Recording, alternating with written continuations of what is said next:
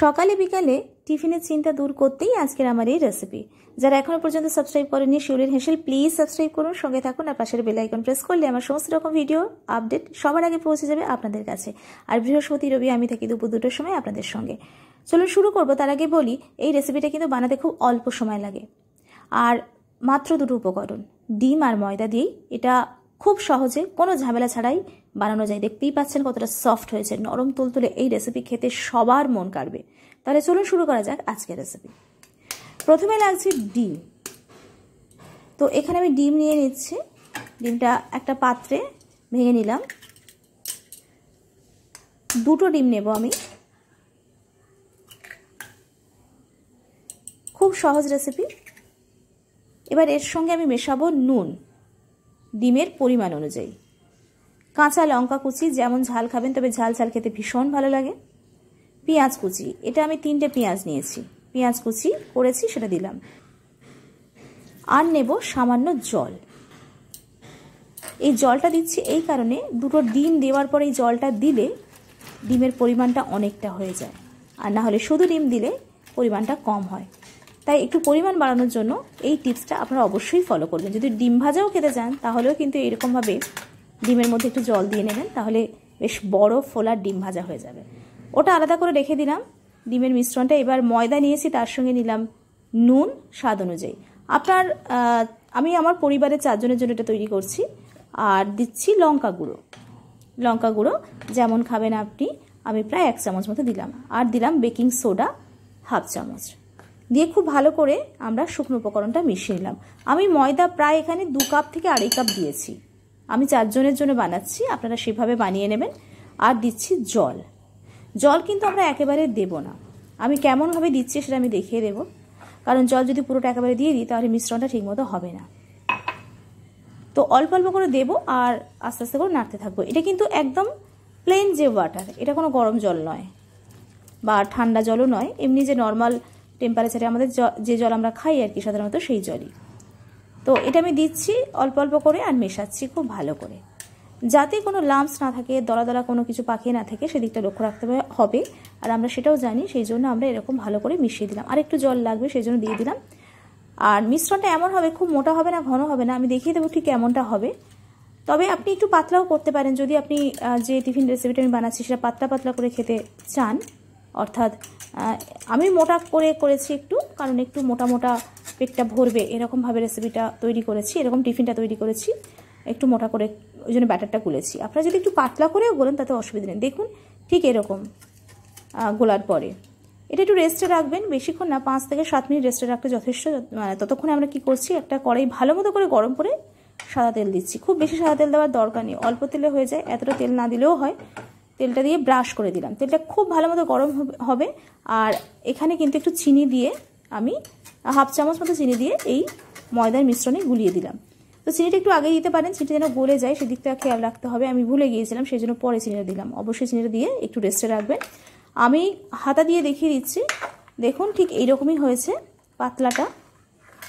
আপনি কিন্তু আরেকটু পাতলা করতেই পারেন। আমি করতে গিয়ে দেখলাম এইটা যেটা হয়েছে থেকে একটু পাতলা করলে খারাপ হবে না, ভালোই হবে। তো যখন খুব ভালো মতো করে তেলটা গরম হয়ে যাচ্ছে তখন আমি যেভাবে করছি দেখুন, ঝামেলা ছাড়া কিন্তু খুব সহজে আপনি এটা করতে পারেন। তো ঠিক 1 হাতা করে নেব, আর 1 হাতা দেব, দিয়ে বেশ গোল গোল করে এটা স্প্রেড করে দেব, ঠিক এইরকম। এবার ধিমে আঁচে কিন্তু এটা করতে হবে, আঁচটা ধিমে করে দিয়ে, অর্থাৎ লো ফ্লেমে ব্যাটারটা দিতে হবে গরম তেলের মধ্যে। তারপর এইভাবে ঘুরিয়ে দিয়ে উপরটা দেখবেন যখন কালারটা চেঞ্জ হয়ে যাবে তখন কি করবেন, এই যে আমি ডিমের মিশ্রণটা তৈরি করেছিলাম সেটা আমি 1 হাতা নেব। দেখুন এটা কিন্তু উপরটা কালারটা চেঞ্জ হয়ে গিয়েছে, অনেকটা সিদ্ধ হয়ে গিয়েছে। ঠিক এই সময় আমি এই ডিমের মিশ্রণ থেকে 1 হাতা নিচ্ছি, পরিমাণ মতো আপনারা দেবেন, আর একটু যদি প্রয়োজন হয় দেবেন, একটু স্প্রেড করে দেবেন, যাতে মাঝখানে দেবেন যাতে বাইরের দিকে না বেরিয়ে যায়, সেদিকটা খেয়াল করতে হবে। এবার কিছুক্ষণ অপেক্ষা করবেন, ঢাকনা দেওয়ার দরকার নেই, কিছুক্ষণ জাস্ট অপেক্ষা করলে তারপর মানে 2-1 মিনিট অপেক্ষা করার পর ঠিক যেমনটা দেখাচ্ছি তেমনভাবে ভাঁজ করে দেবেন। একটু চামচ নিলে সুবিধা হয়। একটু ভেঙে গেছে, আমি আবার দেখিয়ে দেব, ঠিক এইভাবে ভাঁজ করে নেবেন। দেখুন একদিকে ভাঁজ হয়ে গেল, খুব সুন্দর করে চেপে চেপে দেবেন, ঠিক আছে।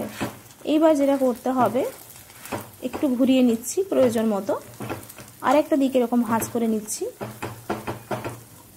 এইবার বাকি দুটো দিক আমরা ভাঁজ করে নেব। তবে যদি কিছু পড়ে থাকে ওই যে ডিমের মিশ্রণ কড়াইতে, তো সেটা তুলে ওই খামের মধ্যে, খাম মতো যেটা হয়ে আছে ওর মধ্যে ঢুকিয়ে দেবো। এবার দুদিক থেকে আবার চেপে দেবো। আপনারা খুব সুন্দর করে জিনিসটা কিন্তু আকার দিতে পারেন, আমি জানি পারবেন। আমার এটা করতে গিয়ে একটু হয়তো দেখতে কেমন লাগছে, কিন্তু খেতে অপূর্ব, টেস্টের কোনো হেরফের হবে না বা নরম তুলতুলেও হবে, দেখেই বুঝতে পারছেন। এইভাবে জাস্ট এটা মোগলাই আমরা আটা ময়দা আটা না, আমরা ময়দা মেখে মোগলাই করি, কিন্তু আজকে কোনো মাখা ঝামেলা ছাড়াই ঠিক এভাবেই কিন্তু মোগলাই আমরা তৈরি করতে পারি। আপনারা এগ রোলও কিন্তু এভাবে তৈরি করতে পারেন। তো অনেক সময় আমাদের ঝামেলা মনে হয় আবার মাখবো, ময়দা মাখবো, সেটা খুব অসুবিধা লাগে। যাই হোক, ধিমে আছে তো সবটা করলাম, কিন্তু যখন ঢাকনা দিয়ে তৈরি করব তখন একটু ফ্লেমটা মিডিয়াম করে দেবো, দিয়ে ভালো করে বেশ ভেজে নেব, এপিট ওপিট করে ভেজে নেব। যদি মোটামুটি ভাজা একটু বাকি থাকে তাহলে আমরা পরে একটু ভাজবো, তবে এখন কিন্তু ভেজে নিলেই ভালো, বেশ ভালো করে সিদ্ধ হয়ে যাবে ভেতরটা। তো এভাবে আমরা করে নেবো। আমি আরও একটা দেখিয়ে দেবো, কারণ কীভাবে করছি আমি বলে দিচ্ছি। এপিট এপিট করে ভেজে নেবো। দেখুন ভেতরটা পুরোটাই কিন্তু ডিমের একটা পুর থাকে, আর এটা যখন মুখে পড়বে আর তখন তো দুর্দান্ত খেতে লাগে। তো খুব ভালো করে এপিট ওপিট করে বেশ তেলে ভেজে নেব। অল্প তেল লাগে, খুব বেশি তেল লাগে না। দেখুন আমাদের একদম লাল লাল করে ভাজা হয়ে গিয়েছে। এবার আমি আরেকটা জিনিস দেখাবো, আপনাদেরকে দেখিয়ে দিচ্ছি। এটা একটু ফেটে গেছে, কিন্তু আপনারা খুব সাবধানে করলে ফাটবে না। আমি দেখাতে গিয়ে এটা গন্ডগোলটা করে ফেলেছি আর কি, এই দিকে মন দিতে গিয়ে, আপনাদের সঙ্গে গল্প করতে গিয়ে। যাই হোক, আমি তুলে নিচ্ছি। এবার আমি আরেকটা জিনিস দেখাচ্ছি, যেটা আমি আরেকটা দেখিয়ে দিচ্ছি আপনাদের বোঝার সুবিধার জন্য। জাস্ট এরকম এক হাতা করে দেবেন, তারপর একটু আর এক হাতা একটু দিয়ে, যতটুকু লাগে, পাতলা মোটা আপনার ব্যাপার, সেভাবে করবেন, তবে খুব পাতলা করবেন না। উপরটা একটু যাতে ধিমে আছে কিন্তু দেবেন, বেশি আছে দিলে কি হয় উপরটা ফুটফুট হয়ে যায়, সেটা একদম ভালো লাগবে না, তাহলে সেই সরু চাকরির মতো দেখতে হয়ে যাবে। সেই জন্য তারপরে আপনি উপরে এই মাঝখানেই কিন্তু দিয়ে দেবেন ওই ডিমের মিশ্রণটা, ব্যাস হয়ে গেল। দেখুন, তো প্রথমটা করতে একটু ভেঙে গিয়েছিল, তারপরে আর ভাঙবে না হাত যখন সেট হয়ে যাবে, ব্যাস। এবার 2-1 মিনিট অপেক্ষা করার পরে ঠিক এইভাবে খুব সুন্দর করে আপনারা উল্টে দেবেন। জাস্ট এইভাবে দেখুন এটা কত সুন্দর উল্টানো গেছে। ওটা যেহেতু একটু উল্টাতে অসুবিধা হয়েছে, এটা কিন্তু সুন্দর উল্টানো গেছে। তো এভাবে আমরা পরপর কিন্তু করে নেব। দেখুন পুরো মোগলাই হয়ে গেল আমাদের। আর মাখার ওই যে বললাম কোনো ঝামেলা নেই। আপনারা কিন্তু এভাবে এগ রোল তৈরি করতে পারেন আপনাদের পছন্দ মতো, কিন্তু এর মধ্যে ডিমের মিশ্রণ দিলাম, তো তার মধ্যে আপনারা চিকেনের পুরো দিতে পারেন। যা খুশি করে আপনারা আপনাদের পছন্দ মতো করে বাড়ির সবাইকে খুশি করে দিতে পারেন। সকাল বিকেলে এরকম টিফিন আপনি বুঝতেই পাচ্ছেন, মিনিট 5-10 সময় লাগে এটা বানাতে। মনে হলে চটজলদি বানিয়ে ফেলতে পারেন, আর তেল কিন্তু খুব কম লাগে।